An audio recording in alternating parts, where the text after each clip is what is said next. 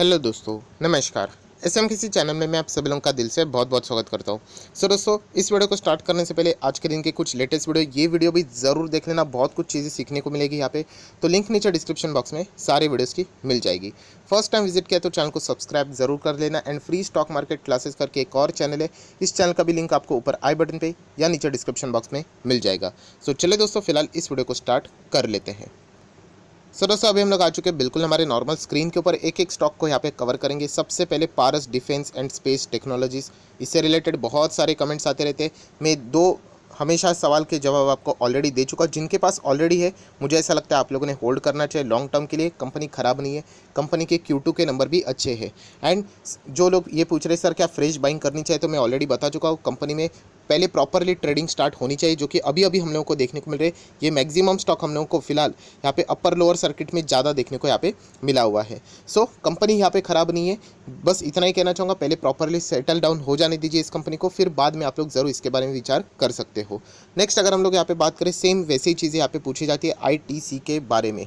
Sir क्या ITC में यहाँ पे कंटिन्यू करना चाहिए? नो डाउट, अगर आपके पास रहेगा तो आप लोग कंटिन्यू कर सकते हो। बट एवरेज करने के लिए मैंने आप लोगों को ऑलरेडी बताया हुआ है कि आपके पास बहुत सारे अलग अलग स्टॉक्स यहाँ पे अवेलेबल है। फिलहाल ITC अगर देखा गया तो एक ही रेंज में मैक्सिमम हम लोग को 200 से लेकर 250 का ही रेंज देखने को यहाँ पे मिलता है। जब तक ITC इस लेवल्स को यहाँ पे ब्रेक नहीं करता है, तब तक मतलब इसमें बड़ा बाइंग की अगर हम लोग बात करें, चांसेस बहुत ही कम हम लोग को देखने को यहाँ पे मिलते रहते हैं। बहुत ही ईजिली इसमें हम लोग को सेल ऑन राइज भी देखने को मिलता है, राइट। यूजुअली हम लोग को ये इवेंट बेसिस के ऊपर ये चीज़ें देखने को मिलती है। बट इस ITC में अगर हम लोगों ने इन चीज़ों को ऑब्जर्व किया है कि जब भी ये स्टॉक अच्छा खासा भागते हुए देखने को मिलता है, 230 तक आ जाता है, यहाँ पे ज़बरदस्त हम लोग को सेलिंग देखने को यहाँ पे मिलती है। इस एक साल की भी अगर हम लोग यहाँ पे बात करें, आप लोगों ने देखा होगा, ये देखिए 250 को भी इसने क्रॉस यहाँ पे किया था। सस्टेन होना इंपॉर्टेंट था, जो कि अभी भी यहाँ पे होते हुए देखने को नहीं मिल रहा है।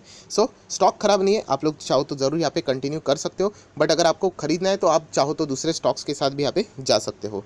नेक्स्ट अगर हम लोग यहाँ पे बात करें IEX के बारे में, यस, इंडियन एनर्जी एक्सचेंज, बहुत ही कमाल की कंपनी है, मोनोपोली वाली।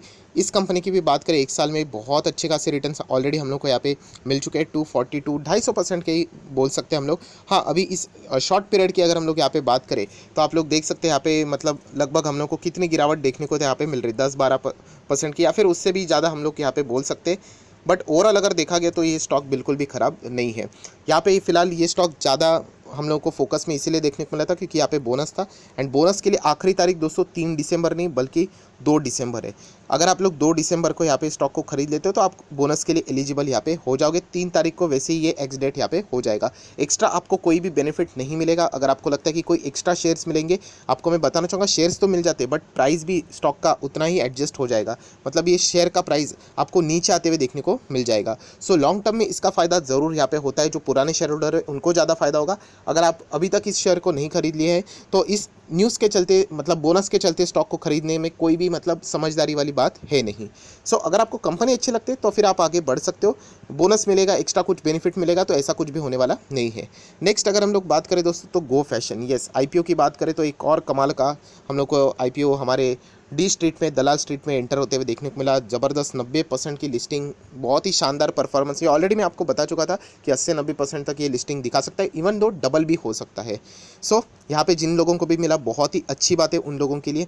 फिलहाल यहाँ पे देख सकते हो बहुत ही कमाल का परफॉर्मेंस देखने को मिल रहा है। IPO की अगर हम लोग बात करें तो एक और IPO की हम लोग बात करेंगे, बट उससे पहले एक और अच्छी खासी खबर हम लोग को देखने को यहाँ पे मिली कि ट्विटर के जो CEO थे, पुराने वाले CEO, आप सभी लोगों को पता है, उन्होंने रिज़ाइन किया, स्टेप डाउन आप लोग बोल सकते हैं। एंड उनके बाद जो अभी के CEO यहाँ पे आ चुके हैं, पराग अग्रवाल, आप सभी लोगों को पता है इंडियन है। एक और हम लोग कह सकते हैं जो दुनिया के बड़े बड़े टेक कंपनीज हम लोग को देखने को मिलते हैं, उनमें और एक और हम लोग को इंडियन CEO फिलहाल देखने को यहाँ पे मिल रहे हैं। सिर्फ एक अपडेट के लिए बात थी, ठीक है। नेक्स्ट अभी हम लोग यहाँ पे आ जाते हैं, IPO की ही बात कर रहे थे। यहाँ पे एक और IPO आ रहा है। कौन सा IPO? तो स्नैपडील, यस, स्नैपडील आप लोगों ने ज़रूर सुना होगा। 250 मिलियन USD का ये IPO हम लोग को देखने को यहाँ पे मिलने वाला है।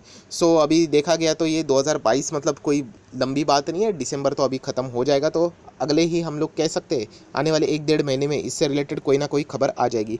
250 USD मतलब मिलियन USD मतलब लगभग 1800 समवेयर अराउंड 1800-1900 करोड़ के आसपास का हम लोग यहाँ पे कह सकते हैं इतना बड़ा आईपीओ ये यहाँ पे होने वाला है। देख लेते बाद में सारी चीज़ें यहाँ पे डिटेलिंग सामने आएगी तो हम लोग इससे रिलेटेड बातें यहाँ पे ज़रूर करेंगे। नेक्स्ट अगर हम लोग यहाँ पे बात करें तो टाटा मोटर से रिलेटेड बहुत सारे सवाल डेली बेसिस के ऊपर आते रहते हैं। सर मेरी बाइंग 500 के यहाँ पे है, मैं ऑलरेडी आप लोगों को बता चुका है इसमें जो भी बाय यहाँ पे करने वाला है उसको लंबी अवधि की पारी यहाँ पे खेलनी चाहिए। अगर आप शॉर्ट टर्म के लिए आए हो उसकी कोई गारंटी नहीं, शॉर्ट टर्म में तो बहुत सारे फ्लक्चुएशंस चलते रहते हैं। प्लस अगर देखा गया तो ऑटो सेक्टर्स के अभी नंबर भी स्टार्ट यहाँ पे हो जाएंगे। सो टाटा मोटर देखा गया तो लॉस में निकलने वाली कंपनी नहीं है। ये तेज़ी क्यों दिखाई है इलेक्ट्रिक व्हीकल के ऊपर। अगर आप इलेक्ट्रिक व्हीकल के मॉडल के ऊपर भरोसा नहीं रखते, आपको लगता है कि ये फेल हो जाएगा, तो फिर इन्वेस्ट करने का कोई मतलब सेंस बनता ही नहीं है। अगर आपने इन्वेस्ट किया है तो शायद से इसी चीज़ के लिए इन्वेस्ट किया होगा। सो ज़रूर आप चाहो तो लॉन्ग टर्म के लिए कंटिन्यू कर सकते हैं। सेम चीज़ टाटा पावर के लिए भी हम लोग को यहाँ पे देखने को यहाँ पे मिल रही है। सारे के सारे लॉन्ग टर्म वाले स्टॉक्स है जो ऑलरेडी मैंने आप लोगों को यहाँ पे बताया हुआ है। नेक्स्ट अगर टाटा मोटर पावर के बाद हम लोग बात करेंगे तो मदरसन सुमी, सेम वही स्टॉक हम लोग को चीज़ें देखने को मिलती है। ये ऑटो सेक्टर में हमेशा हम लोग को प्रेशर ज़्यादा देखने को मिलता है क्योंकि जब भी ग्लोबल लेवल पे कोई भी नेगेटिव न्यूज़ यहाँ पे आ जाती है एंड मदरसन सुमी के लिए थोड़ी सी ज़्यादा नेगेटिव रोल प्ले होता है क्योंकि इनका जो प्रेजेंस है वो ऑल ओवर द ग्लोब हम लोग को देखने को मिलता है, जो कि एक पॉजिटिव साइन भी है एंड फिलहाल के माहौल में नेगेटिव साइन भी है। क्योंकि अगर जहाँ पे लॉकडाउन या फिर रेस्ट्रिक्शंस देखने को मिलेंगे ड्यू टू द कोविड, सो मदरसन सुमी तो कितने सारे कंट्रीज़ में फैली हुई है तो उनको उसका नुकसान भी देखने को मिल सकता है। कंपनी कोई ख़त्म नहीं होती, ये मैं इससे पहले भी आप लोगों को बता चुका हूँ, बट येस इनके अलग अलग प्लान्स आगे पीछे हो जाते हैं, पोस्टपोन हो जाते हैं। सो मिसमैनेजमेंट बहुत देखने को मिल जाता है एंड अनसर्टिनिटीज़ बढ़ जाती है जो कि मार्केट को पसंद नहीं आती है। नेक्स्ट अगर हम लोग यहाँ पे बात करें विप्रो, कमाल की कंपनी। विप्रो से रिलेटेड सबसे ज़्यादा सवाल मुझे पूछे जाते हैं। सो विप्रो में अगेन कहना चाहूँगा बहुत बढ़िया कंपनी, नंबर्स भी अच्छे, सब कुछ यहाँ पे है।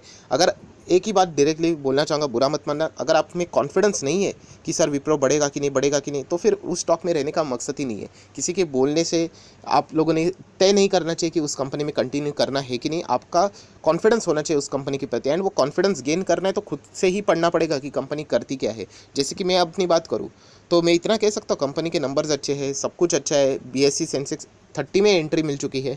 सो ऐसा नहीं है कि ये सब कुछ अच्छी न्यूज़ है मतलब यहाँ पे सीधा 600 के बदले 700, 700 के बदले 800 हो जाए, ऐसा नहीं है। इसके लिए टाइम लगता है, राइट। तो इतना ही कहना चाहूँगा, लॉन्ग टर्म के लिए बढ़िया स्टॉक है, आप लोग चाहो तो कंटिन्यू कर सकते हो। येस, सबसे ज़्यादा पूछा जाने वाला एक और stock Tata steel. Yes, Tata steel की अगर मैं बात करूँ तो इसके पहले भी मैं बहुत बार वीडियो बना चुका हूँ। अच्छा स्टॉक है बट येस ये वार्निंग वाला स्टॉक है। वार्निंग मतलब टाटा स्टील, देन अगर बात करें टाटा केमिकल, ये कंपनी ख़राब नहीं बट इनमें वॉलेटिलिटी जिस तरीके की रहेगी रिटेल इन्वेस्टर डाउट कि झेल पाएंगे कि नहीं, मतलब हर किसी के बस की बात नहीं। अगर मैं आपको इसके थोड़ा सा भी लंबा चार्ट पैटर्न दिखा दूँ, ये देखिए 5 साल का भी चार्ट पैटर्न अगर आप देखोगे इसमें करेक्शंस देखिए एकदम लंबे लंबे बड़े बड़े गिरावटें रहती है। इसके पहले भी ये कितना गिरा था 60%, 65%, और ये कोई फर्स्ट टाइम नहीं है। अगर आप इसके मैक्सिमम चार्ट पैटर्न ओपन कर लो, ये देखिए क्या नज़र आता है, यहाँ पे गिरावट, यहाँ पे गिरावट, गिरावट देखिए कितने बड़े बड़े गिरावट है। सो इतने बड़ी गिरावट अगर आप लोग झेल पाओगे कि नहीं तो ही टाटा स्टील में एंटर करना है, राइट। सो ये विचार करके ही आप लोगों ने डिसीजन लेना होता है। ऐसा नहीं कि बस स्टॉक भाग रहा है, मैक्सिमम लोगों की रीजंस यही होते हैं, बस स्टॉक भाग रहा है इसलिए मैंने बाय कर लिया। अगर आप ऐसा बाय करोगे तो फिर दिक्कतें हो सकती है। टाटा स्टील की अगर मैं बात करूँ, ये स्टॉक 60%, 50% आराम से टूट जाता है। इवन दो ये इतनी बड़ी कंपनी है, 1,30,000 करोड़ का मार्केट कैप है, बट स्टिल अगर आप इसका परफॉर्मेंस देखोगे, इस टाइप की वॉलेटिलिटी आपको झेलनी आनी चाहिए। अगर आप नहीं झेल सकते तो इस स्टॉक में रहने का कोई मतलब नहीं है। आपको बहुत ज़्यादा मतलब पैनिक आप लोगों को यहाँ पे झेलना पड़ सकता है। 5 साल की भी आप लोगों को जैसे मैंने डेटा दिखाया एंड कोविड के पहले भी ये ऐसा ही हम लोग को अप्स एंड डाउन्स के साथ चलते हुए देखने को यहाँ पे मिलता रहता है। कंपनी बुरी नहीं है सर, आपके पास है नहीं टाटा स्टील, मेरे पास ऐसा कोई एग्रेसिवली बाइंग है नहीं, क्योंकि जैसे मैंने कहा कि यहाँ पे बहुत ज़्यादा अप्स एंड डाउन्स है एंड मुझे अप्स एंड डाउन से कोई प्रॉब्लम नहीं है, बट ये अप्स एंड डाउन ज़्यादा ऊपर नहीं जाते, साइडवेज बहुत ज़्यादा चलते हैं। सो ये एक पॉइंट है जो कि आप लोग यहाँ पे देख सकते हो। सो ब्लाइंडली निवेश मत करना सर, टाटा स्टील नीचे आ रहा है, अच्छी अपॉर्चुनिटी बाइंग करने के लिए आप चाहो तो कर सकते हो, बट ये चीज़ों को देख लेना एक बार कि यहाँ पे भागेगा तो अच्छा खासा भागेगा, गिरेगा तभी 40, 50, 60% आराम से टूट जाता है एंड रिकवर करने के लिए भी टाइम लेता है। सो ये भी एक पॉइंट आप लोगों ने ज़रूर नोट करके चलना चाहिए। नेक्स्ट अगर हम लोग बात करें क्रिप्टो करेंसी, आप सब लोग बताएं तो क्रिप्टो बिल यहाँ पे जल्द से जल्द यहाँ पे आने वाला है। कुछ पॉइंट्स यहाँ पे निर्मला सीतारमण जी ने यहाँ पे बताया जो कि क्रिप्टो निवेशकों के लिए एक राहत वाली बात ज़रूर है। उन्होंने बताया कि बहुत सारे अफवाहें भी चल रहे हैं, प्लस अगर देखा गया तो जो एडवर्टीजमेंट भी चलते हैं उसके ऊपर भी फिलहाल कोई रोक लगाने के लिए उन्होंने बातें यहाँ पे फिलहाल नहीं की है। But no doubt crypto bill यहाँ पे पेश किया जाएगा एंड जो पुराना बिल था उससे हम लोग को अलग चीज़ें यहाँ पे देखने को यहाँ पे मिलने वाली। फिलहाल जो टोन हम लोग को देखने को मिली वो पॉजिटिव ही देखने को मिला एंड मैं अगेन कहना चाहूँगा ये अभी तक चीज़ें यहाँ पे हम लोग को देखने मतलब ये सारी क्रिप्टो बिल से रिलेटेड ये चर्चा ही देखने को यहाँ पे मिल रही। तो बाजार में बहुत सारी अफवाह यहाँ पे आती रहती है। जब तक ये बिल सामने नहीं आता पूरी तरीके से पास होके, तब तक आप लोगों ने किसी भी न्यूज़ के ऊपर भरोसा फिलहाल रखना नहीं चाहिए। नेक्स्ट अगर हम लोग यहाँ पे बात करें तो अमेरिकन बाजार, यस फिलहाल कितना गिर रहा है, अभी तो थोड़ा सा ठीक लग रहा है। बीच में तो 600 प्लस डाउन था, 560। चलिए ये तो पुरानी बात है, मैं एक बार रिफ्रेश कर लेता हूँ। 11:15 बजे है यहाँ पे, तो देख सकते 570 पॉइंट्स की गिरावट।